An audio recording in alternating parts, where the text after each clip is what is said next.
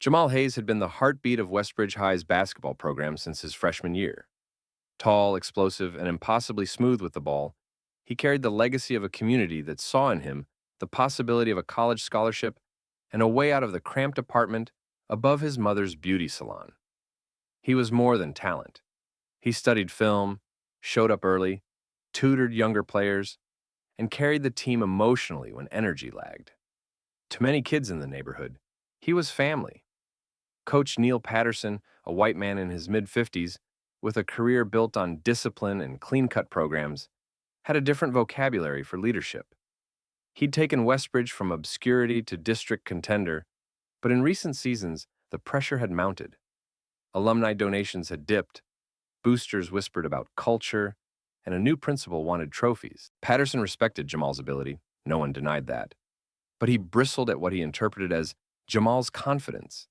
A quick smile with the refs, a refusal to publicly grovel when bench time was threatened, and a growing band of teammates and younger players who idolized him. The coach felt his authority softening under the star's influence, and it made him edgy. 2 weeks before the season-defining regional semifinals, the team's rhythm fractured. During practice, the point guard's passes found the rim without Jamal's cut, defensive rotations lagged, and a series of unforced errors coincided inexplicably with Jamal's minutes. Then came the anonymous local blog post, a leak, claiming Jamal had been disrespectful to a donor, flaunted his scholarship prospects in front of teammates, and demanded special treatment. The piece included a grainy photo taken from a distance of Jamal talking with a booster, captioned with a paraphrased, unflattering quote. The boosters bristled. The paper's article, reprinted in the student section of the school newsletter, was shared by parents in private chats. Coach Patterson called Jamal into the office. The conversation on paper was about team-first culture and setting examples. In truth, it carried undertones. You're the face. People watch your behavior. I need to know where your head is. I'm benching you for the next 2 games. Earn it back. Jamal protested. He offered context. He produced screenshots of messages showing he'd been in the gym tutoring a freshman, not demanding anything. The coach said he needed accountability. The benching went into effect. The team's star sat out of the first crucial game, watching his teammates struggle to close out leads, the gym echoing with frustrated whistles and the muffled roar of disappointed parents. Rumors spread. Some whispered Jamal was too big for his britches. Others, mostly the younger kids and the assistant coach, saw something else. Something off about the leak, about the sudden equipment malfunctions during his warm-ups earlier that week, about the way plays seemed to get miscommunicated whenever he was involved. Jamal left the office with silence from Patterson and the weight of being reduced to a narrative he didn't write. He went home to his mother, who saw the bruise beyond the benching, the familiar pattern of a black kid punished for being visible, for being the only one who could carry a room and thus threatening the status quo. She told him, "They can take your minutes, baby. They can't take your work. Find the truth in the quiet." Sitting on the sidelines through the next game, Malik, the team's nickname for Jamal, watched, learned, and collected. Without his on-court presence, the team's systems frayed. The opposing defense overcommitted to their new leading scorer, leaving gaps unexploited. Passes stalled because the instinctive read on how Jamal would cut or screen was missing. Westbridge lost a game they should have won. What stung more than the loss was the patent unfairness. Jamal didn't sulk. He spent his bench time dissecting film with the assistant coach, Sophie Kim, a young Asian-American coach in her 30s, hired recently to add data-driven strategies to Patterson's old-school approach. Sophie had been the first to suggest the leak wasn't organic. She'd seen how the quoted phrase in the blog post hadn't matched Jamal's usual cadence, and she'd noted the timing. The same day, a practice ball bag had been accidentally switched to older, slightly deflated balls, only when Jamal was scheduled for individual drills. Jamal started to notice patterns, too. His warm-up sneaker laces, which he tied with military precision, had been loosened twice in 2 days. Once barely, once enough to cause an awkward stumble that could have resulted in injury. Jamal's locker combination had changed by a few digits without explanation, and a play sheet he'd been working on had been swapped with an older version missing a key set play that the coach had wanted him to run. He didn't know who would have motive. The senior white shooting guard, Tyler Burke, had been struggling with his own form and suddenly found himself losing touches and attention as the crowd still chanted Jamal's name despite his benching. Tyler's resentment crackled at the edges, but he was also one of the team's outwardly affable faces. Then there was Greg Landon, the white team captain from last year, who had been demoted to advisor after a discipline issue. His influence had waned, and he'd been spotted whispering in the boosters' wings about people undermining the program. Jamal kept his eyes open. Jamal asked Sophie for help. She didn't minimize his concerns. "We'll treat it like a case," she said, her voice measured. They started cataloging every anomaly: the timing of the blog post, the equipment tampering, the miscommunication on plays involving Jamal, even when he wasn't on the court. Sophie used her access to the team's practice footage to look for subtle interference. Someone intentionally bending the direction of a passing drill when Jamal was about to receive the ball, opponents being tipped off to his movements by a teammate's glance at practice, the substitution board displaying the wrong minute marker near his warm-up time. Jamal took it further. He set up a controlled warm-up before practice, asking a freshman to stand near the bag and casually observe who touched it when he wasn't around. The freshman later reported seeing Tyler accidentally rearrange the bag when the coach wasn't looking, and Greg hovering near the equipment room during those minutes. Jamal didn't rush to accusation. He kept feeding Sophie bits, building a thread. Meanwhile, the community outside the gym rallied quietly. Old fans who remembered Jamal's quiet work with underclassmen brought homemade snacks to practice, whispering, "We know you didn't do anything wrong." That support, small as it was, kept him anchored. The next regional game loomed, and Westbridge's margin for error had shrunk. The coach's stubborn pride wouldn't reinstate Jamal without a demonstrated change. Jamal's change, he decided, would not be on Patterson's timetable. It would be on the field of truth. He and Sophie devised a plan: the sabotage bait. Before a closed practice, invitation only, filmed for internal review, Jamal would publicly work on a new set play that was rumored to be the key to unlocking the defensive pressure the team faced. Sophie arranged for the coaching staff to be slightly behind schedule, so that Patterson would watch the end of the session without being deeply involved, giving him a vantage point but not full context.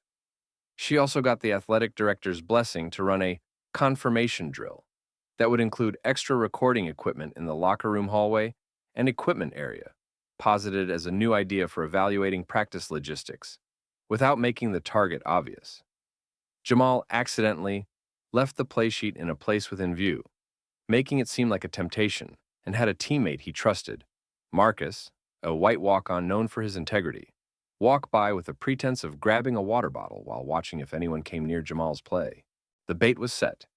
They'd make it appear likely that whoever had been shifting things would try to interfere to regain control over the narrative. If someone tampered with the equipment or the play sheet in front of the fresh cameras, they'd have it on record. During the drill, as the team cycled through, Tyler lingered longer than usual near the area of the play sheet, feigning interest. Jamal, playing the part of oblivious star, walked away to the other side of the court. Tyler moved in, slid a backup page under the official one, the kind of subtle swap that would cause confusion when the play was called in a game, and glanced toward Greg, who had a tense exchange with him, something that looked like a confirmation. Later, when the drill's turnover scenario played out, Tyler was seen on the footage glancing toward the hallway camera, then using a seemingly inconsequential delay to intercept the real sheet and momentarily stall the drill. Jamal and Sophie held their breath. After practice, they reviewed the footage with the assistant athletic director. The camera in the equipment corridor had caught Tyler and Greg sneaking into the practice area during a break, whispering, and later Tyler altering the clipboard. When confronted with the times, Tyler claimed he was just curious, and Greg offered a thin smile, suggesting Jamal was overly sensitive. Sophie pressed, "You two were in restricted areas, and we have footage of you modifying play materials." That's not curiosity. The athletic director, a pragmatic white woman named Elise Grant, paused. "This doesn't prove motive yet," she said, "but it proves interference. Coach Patterson needs to see this. Jamal, you don't get a free pass. No one does. But we have to address why the truth has been tangled. I'm going to bring this up before the district committee. You'll be back on the roster tonight. Sophie added the necessary context, the pattern, the timing of the blog leak, the equipment tampering, and that the person who had been elevated in proximity when Jamal's minutes were threatened was now actively undermining the team's cohesion. Patterson, watching the footage with pale silence, felt his own internal defenses bristle. He'd been ready to write Jamal off as a distraction, but the evidence was undeniable. Tyler and Greg were summoned. In the awkward meeting that followed, Jamal, present not as a victim but as part of the team's corrective source, was asked to explain his observations. He did so with calm clarity, not accusations, laying out the what happened and leaving gaps for them to fill. Faced with the possibility of an official review that could reveal sabotage and harm their reputations, Tyler snapped, "You're trying to get me cut for being competitive." Greg, trying to shield him, added a passive, "We were just making sure the team wasn't falling apart." The athletic director called them both out. Interfering with practice materials, entering off-limit areas during drills, and coinciding with public smears of your teammate isn't competition. It's sabotage.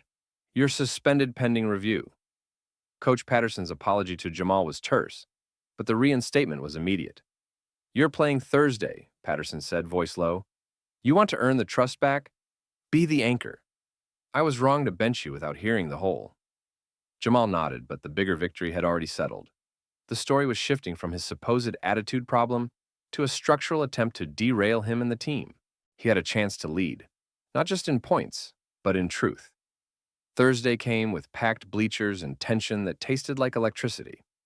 The regional semifinal was against the rival Academy, a program known for its physical defense and opportunistic steals. Westbridge was behind early. The previous benching had eroded confidence, and the opposition keyed in on the residual distrust in the roster. Jamal started, but not as the isolated superstar. He was positioned as the fulcrum of movement. The coach, still raw from having misjudged him, watched like a hawk, catching every pass and every interaction, wary of giving him too much credit too soon. Early in the second quarter, with the game hanging in the balance, Jamal noticed something on the opposing bench.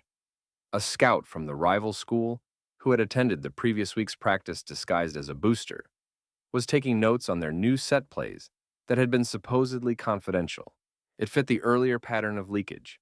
Jamal called a quick timeout, leaned into Patterson, and quietly said, "They've been tipped off."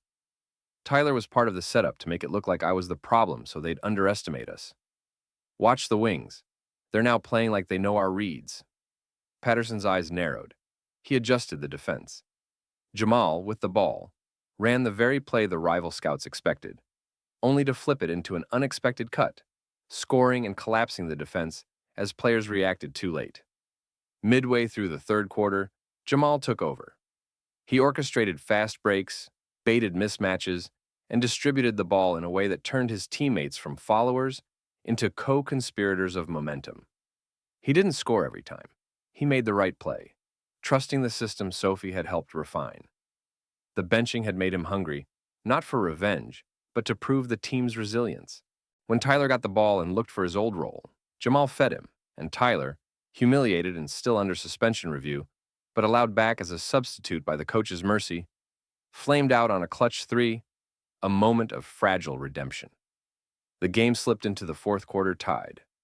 Jamal executed the final set they'd practiced in secret, one that used his cuts to free up the usually quiet power forward, Malik Rivers, a white kid with a reputation for reliability, but not for highlight reels. Malik hit the go-ahead shot. The rival team called a timeout, and in the huddle, their coach barked, "They saw our leaks." They're playing like they know what's coming. Jamal, on the bench for a brief rest, locked eyes with Patterson. The coach nodded, no speech, just the acceptance of the moment. Jamal re-entered, took control of the close-out possessions, and with under a minute to go, stole the inbound pass, turned the defense, and hit a floater that made the gym erupt. After the final buzzer, as fans poured onto the court, Jamal didn't celebrate alone. He pulled Tyler in, not with bitterness, but with a quiet, stick to the plan, letting the suspension-clouded teammate know the team could still be whole if trust survived. Patterson, in front of boosters and the principal, gave a rare public nod, his acknowledgement of error and of leadership. The real saboteur's presence hung like a shadow in the background.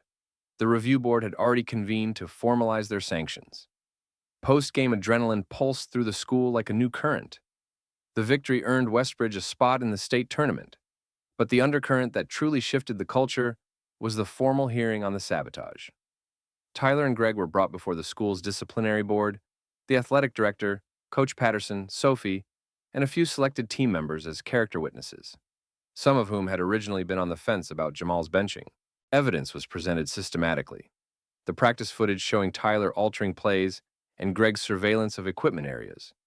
Testimony from the freshman witness about the interference. The timeline mapping the anonymous blog leak with the coordinated pattern of disruption. And the psychological impact statements from teammates who had seen the demoralization. Tyler, cornered, first tried deflection. "He's always had a chip," he spat about Jamal. Then, as the documentary weight of evidence mounted, the narrative cracked.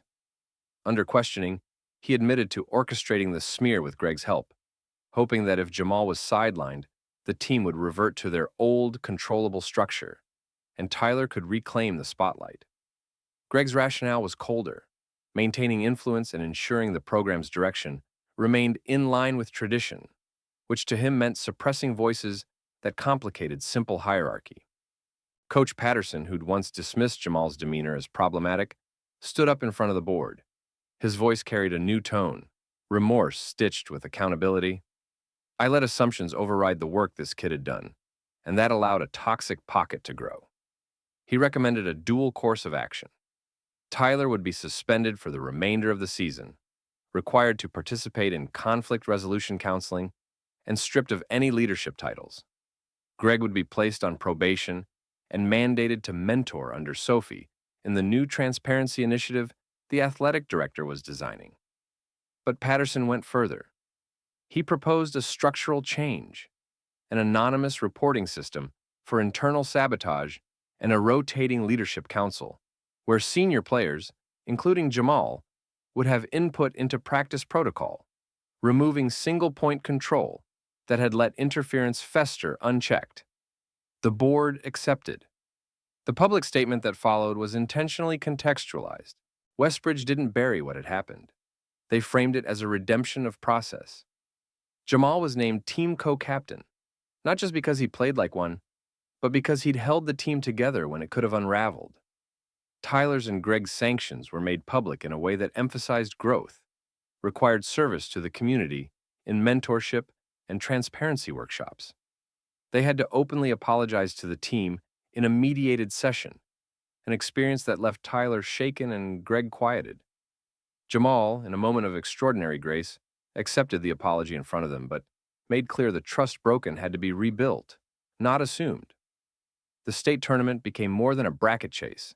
It became a proving ground for a restructured Westbridge.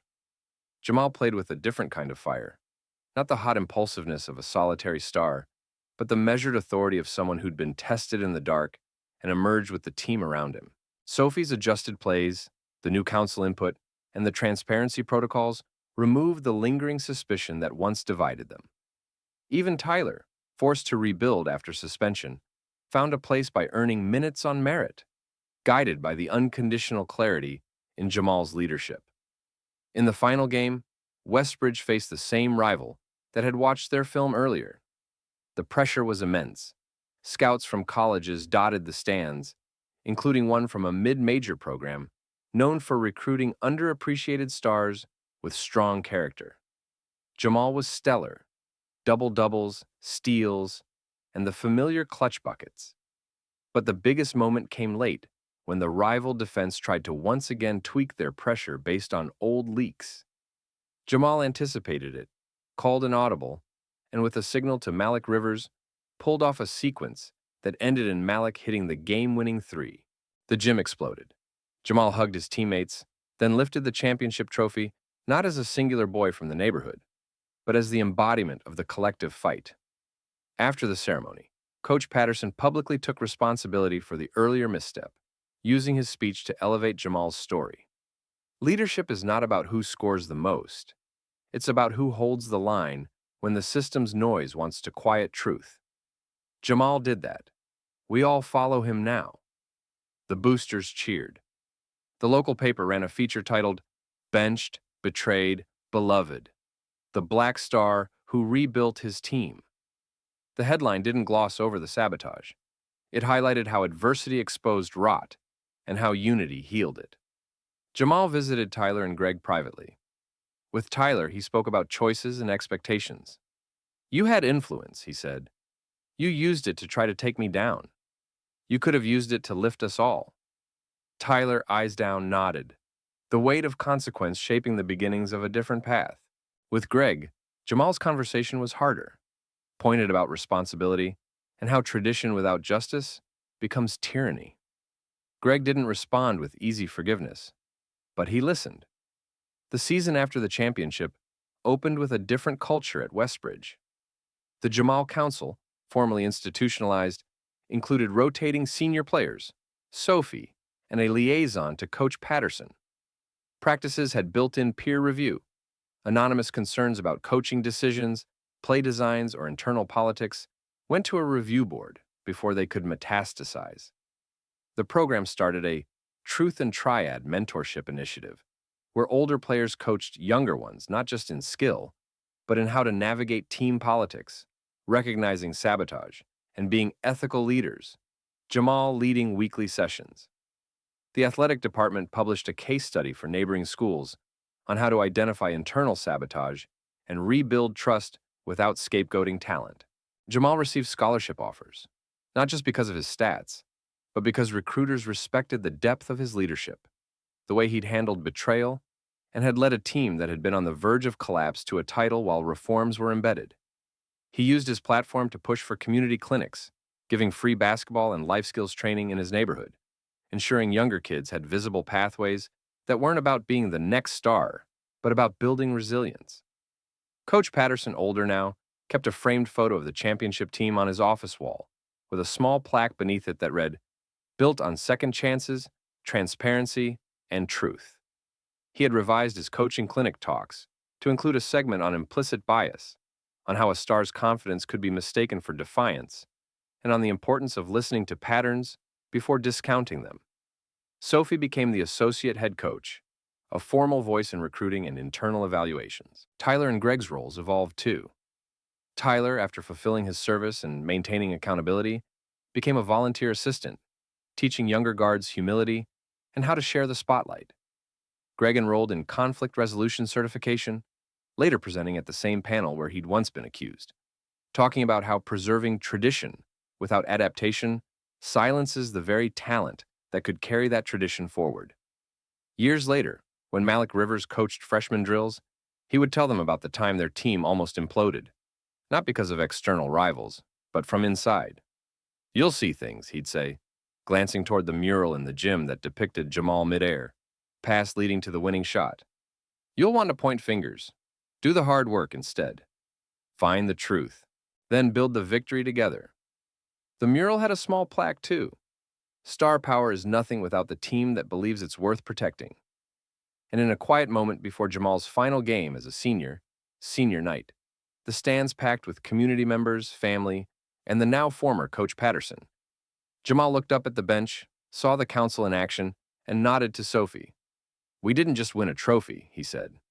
"We rewrote what it means to lead." She smiled. "You did it the right way."